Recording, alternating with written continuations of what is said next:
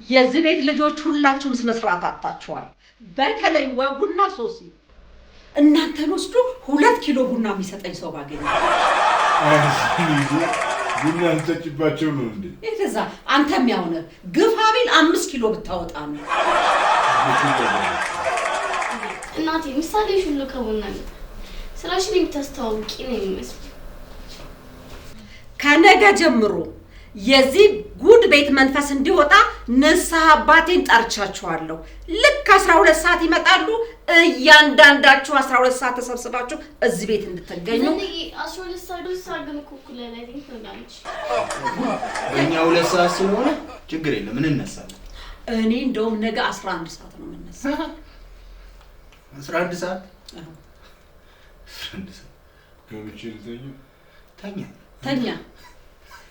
ሁላችሁም ተሰብስባችሁ እዚህ እንዳገኛችሁ ልክ 12 ሰዓት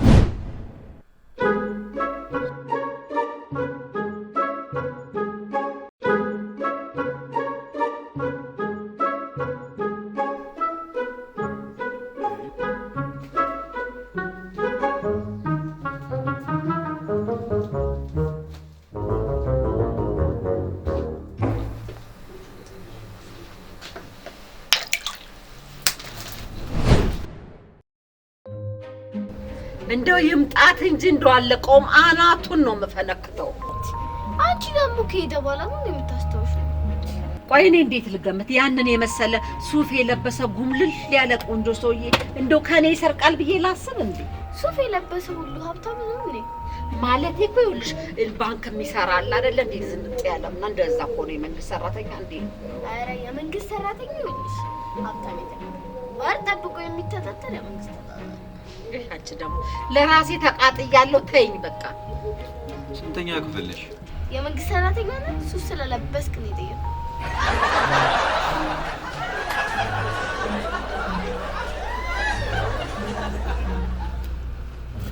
አሁንማ ቆይ እንደው ማን ነው የሚታመነው? ያን የመሰለ እንደው መኳንንት ዝግባ የሚያክል ሰውዬ እንዴት እሱ ከሰረቀ እንግዲህ ማን ነው የሚታመነው ከዚህ በኋላ? እንደው እኮ ግርም እኮ ነው የሚለኝ።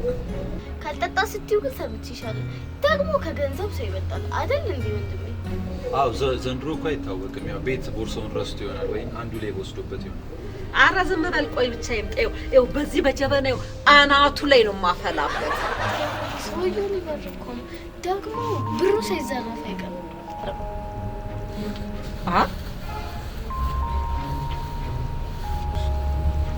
አንቺ በምን አወቅሽ? ዋናው ሞቂ ነው። ግን ደግሞ ካሸነፍኩሽ ብር እንደማትጠይቂውና ከነክብሩ ሳይሸማቀቅ መሄድ እንዳለበት እንድትፈቅጂለት። እንደው ዛሬ በቃ ኪሳራ ነው ማለት ነው። ሱፎቿን እያሳመሩ እየመጡ ሌቦች ናቸው እያልሽ ካልሞሽ ዝም ብለሽ ወንድሜ የእናት ቡና እንዴት ነው? በጣም አሪፍ ነው። እንደዚህ አይነት ቡና ጠጥቼም አላውቅም። ለምን 30 ብር አታስገቡት?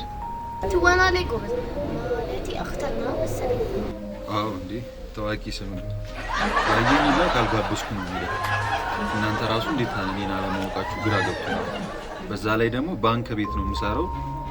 ሰራተኞቹ እንደውም እዚህ አምጥቼ ከአሁን በኋላ እዚህ ነው የሚጠጡት። በቃ ተራይ እናከፍላለን። ኧረ ግድ የለም ራሴ እከፍላለሁ። እንዴ ምን በወጣችሁ? እንከፍላለን። ችግር የለም። አይተውቱ። ኧረ እንከፍላለን። ችግር የለም። እሺ በቃ አመሰግናለሁ። ወደ ቤት እንሄዳለን። ለሌላ ጊዜ ግን ብሬን ተበቃለሽ። ወይ ከረባትና ሱፍ። በቃ ከረባትና ሱፍ ባዶ ሆነ። ምን ማድረግ ይቻላል?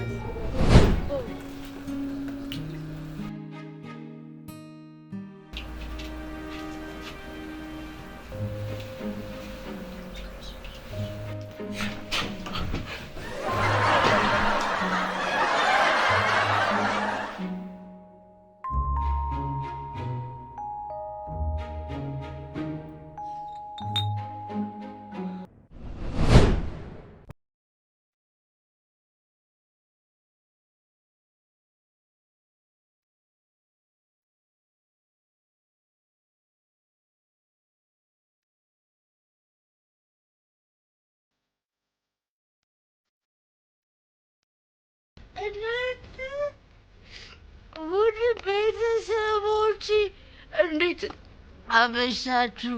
እኔ እኮ አጠብቁኝ ተኙ ብያችሁ ነበረ ባለፈው። አንቺን ልንጠብቅ እኮ አይደለም፣ መብራት ጠፍቶ ነው የወጣ ነው። አየሩ ነው እንዴ? ኦኬ መብራቱ ዛሬ መብራቱ የት እንደነበር ታውቃለህ? እዛ ግሩ ከኔ ጋር ነበረና ያው የኔ ነገር እረስቼው መጣ። እንደዚህ ሆነሽ በዚህ በሰፈሩ መሀል እንዲሆነሽ መጣሽ? አቤት አቤት አቤት! ነገ በቃ የዚህ ሰፈር ቡና መጠጫው እንኳን ምን ነው አባታችሁ እንደው እኔን ይጥራኝ። እንዴ ፈልግሻለሁ። ዝሉዬ አቤት በቃ እዚህ ሰፈር ደግሞ ሐሜታችሁ በቃ አይጣልም። ሐሜታችሁ በቃ እንትን ዝም ብላችሁ እንደ ወረቀት ሰው መበጣጠቅ በቃ ምንም አይሳለቻችሁ። ዝሉዬ እኔ ለምን እንደምጠጣ ታውቂያለሽ? አትወጪም ዝሉዬ? እኔ ልጅሽ ለምን እንደምጠጣ እኮ በቃ ምንም አታውቂም ዝሉዬ። እኔ ግን ቆይ እስኪ በወሬያችን መሀል ማለት ነው ዝኑዬ፣ ግን አንድ ነገር ልጠይቅሽ ዝኑዬ፣ በሐሜት ስንት ነው የምታስከፍሉት?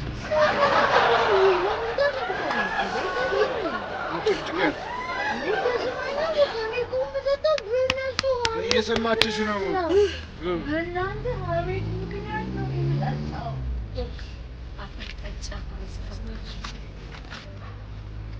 መጀመሪያ መጠጣት ይችላል። በመቀጠል ምክንያት ከጥፋተኝነት ታያገኘሽ። አንቺ አሰዳቢ!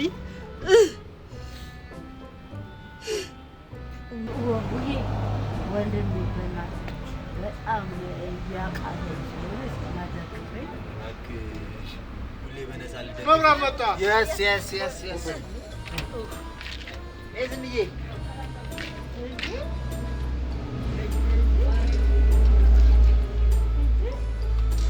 ዳዳይ አንተ ብቻ ነህ ወንድሜ? እሺ እነሱም ቢሆኑ እኮ እህትና ወንድሞችሽ ናቸው። አዎ እባክህ፣ እነሱማ የምር እህትና ወንድሜ ቢሆኑ ማለት ነው አንድ ተራ መብራት በራ ብለው ጥለውኛል። ዳዳዬና በእናትህ ደግፈኝ፣ እየደከመኝ ነው። ደግፈኛ ዳዳዬ።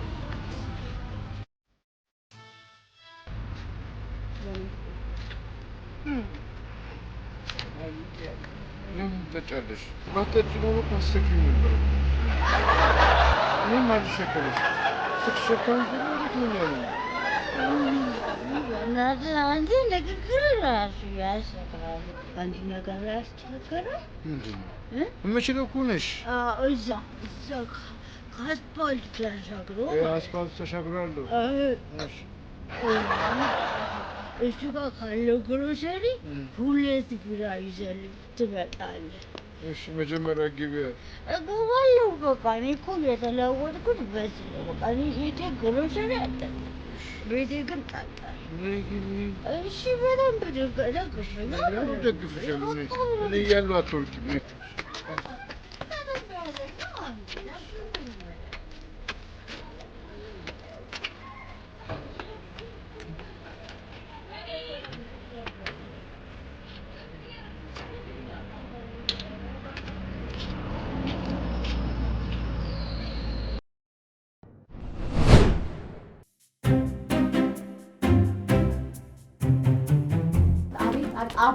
እንዴ አንተ ዶሮውን ደግሞ ከየት ነው ምን ትፈርገ ይዛልኝ የመጣኸው? ምን ወርጃት እንዲልሽ ነው እንዴ? የኔ ካንዱ መንደር አስደንብሯት ነው የሚሆነው። እንቁላል ትጥላለች እንዴ?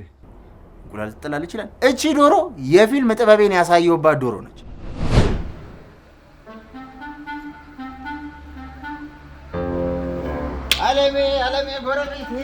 አለሜ ጎረቤቴ እንዴት ነሽ? ምንድን ነው ወደዚህ ዶሮ የምታሽ? ኧረ ማን እንዳይሰርቅሽ ነው እንደዚህ የምትጨነቂው? ኧረ አለሜ እኔ ምን ኧረ እንተማመን እንዴ! ኧረ እንተማመን። አንተን ነው ማለት ጭራሽ ዶሮ ገዛሽልኝ? አዎ መግዛቱንስ ገዛው። ባለቤትነቱ እንደሆነ ያንተ ነው። እስኪ እጄን ቆርጠህ ትወስድ እንደሆነ አያለሁ። ይህ ሲዋጉ ብዙ አትተማመን። የሀገር ውስጥ ምርት እንደው ምን እናርግ? ፖሊሶቹ እንደሆነ ሰለቻቸው። አንተን ማሰር መፍታት ምን ይሻልሃል? እንደው አንተ ለዚህ ዶሮ ብለው ነው ፖሊሶች የሚያስ እንደምትሰርቀኝ ወስነሃል ማለት ነው? ይኸውልሽ አለም፣ እቺን ዶሮ አረብ ሀገር ካላክሻት በስተቀር ከኔ እጅ አታመጣ። ሴት ዶሮ መሆኗንም አውቃለሁ። ልካትን ተከትላት ትሄዳለህ። አንተ እንደሆነ አይንህ አርፎባታል። ባይሆን ነው ግዬ አሁን ለእርዳት ስለሆነ መተት ትበላለህ። መተት ትበላ በራሴ ዶሮ እየተደራደርሽ ለባሽ እንግዲህ እናይሃለን። ከእጄ ፈልቅቃ ትወስዳት እንደሆነ አይሃለሁ። ዶሮ ገዛሽልኝ? 0 ብር በሆንኩ ሰዓት እመጣለሁ።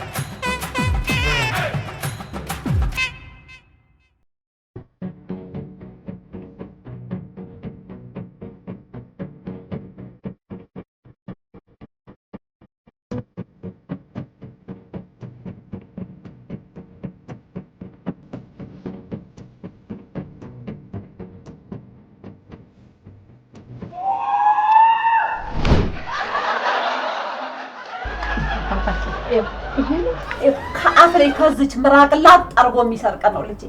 ዝኑዬ ምራቅ ከአፍ ይሰርቃል እንዴ? ወጉ እስካሁን ያልሞከረው እሱን ብቻ እኮ ነው።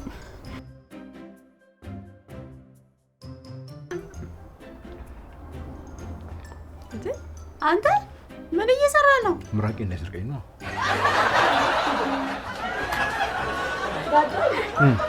ሰው እያለሙ ማንም አይሰርቅም። ደግሞ ማስተማር መቆጣት እንጂ ሌብነቱን እየነገርክ ማዋረድ አያዋጣህም። እባክህ ኪያይ ታይልኛለሽ ታይልኛለሽ እንዴት አድርገው ስነ ልቦናዬን እንደሚጎዱ። አንተ እኔ ልብ ልቅ አድርገህ እንጂ አንተ መጀመሪያውኑ ምን ልብ ወለህና ነው? እንደኔ ግን ጥፋቱን ደጋግሞ መናገር መፍትሄ አይመስለኝም። እግዚአብሔር የባረካት ልጅ ናት። ከእድሜዋ በላይ የበሰለች ናት። አዎ አባታችን መጽናኛ የሷው ናት እኮ እሷ ሆነት ያለች ሌላ ምን አለኝ ብለው ነው አባታችን።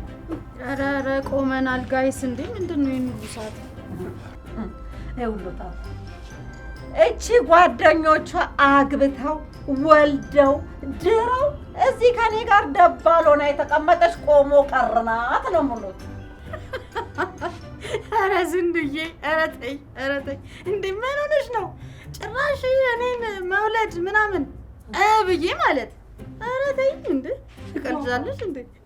እንደው አንድ ሙሉ ሶፋ የሚሰጠኝ ባገኝና እሷን ቢወስዱልኝ ደስታዬን አልችለውም። ኧረ ዝኑ ሶፋ ልታወጣ እሷ ሶፋ አታወጣ፣ ሳፋ ነው የምታወጣው። ቆይ ዝኑዬ፣ እኔ አሁን ምን አወጣለሁ? ለነገሩ ማንም የለኝም እኮ ከአንቺ ውጭ ዝኑ። ብቀየርም ተመልሼ እዚህ እመጣለሁ። ኧረ በእናትህ እንደው አንተን አሁን ማን ነው የሚለውጠው? ከፍለን እራሱ የሚቀይረን ብናገኝ ደስተኞች ነን። እሺ ከተከፈለኝማ እኔ ራሴ እለውጣለሁ። ደግሞ ስለ ክፍያ ምናምን ትሆናለህ እንዴ? ይኸውልህ አባ ማለት እኔ እዚህ ቤት ስለኖርኩ ራሱ ሊከፈለኝ የሚገባ ሰው ነኝ። ደግሞ እኮ ዝኑዬ እንደምትለው እኔ ባለጌ የሆነ ሱሰኛ ምናምን ልጅ አይደለሁም አባ። እንዴ እኔ ሱሲ ነኝ። እቺ በጠጣችበት ልብስ ማታ ሰክራ በመጣችበት ልብስ ነው ያደረችው ስሎት። በቃ ዝኑ እንደዚህ እናርጋ፣ ቤቱን ወደ ግሮሰሪ እንቀይረው። የስ ምርጥ ሀሳብ ነው። በጣም ነው ደስ የሚለኝ ዝኑዬ። እንዴ ልጄ መለወጥ አለብሽ፣ ተገቢ አይደለም። አይ አባ እኔ ምንም ነገር ቢሉኝ እቀበላለሁ። ምክር ምናምን ግን አልወድም። እኔ ይኸውልህ አባታችን ቤቴ የጉድ ቤት የተባለው በእነሱ የተነሳ እኮ ነው። ከባድ ነው። ነይ እስኪ ክዩ።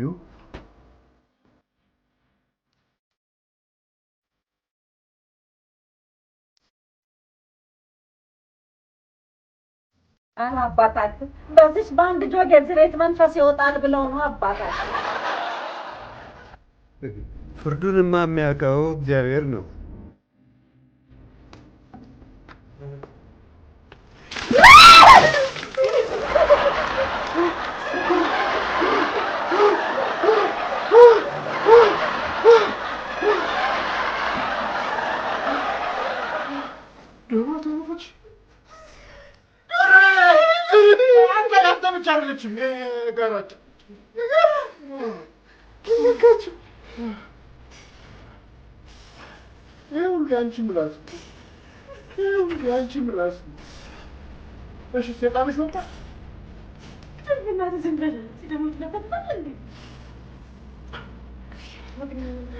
እንዴ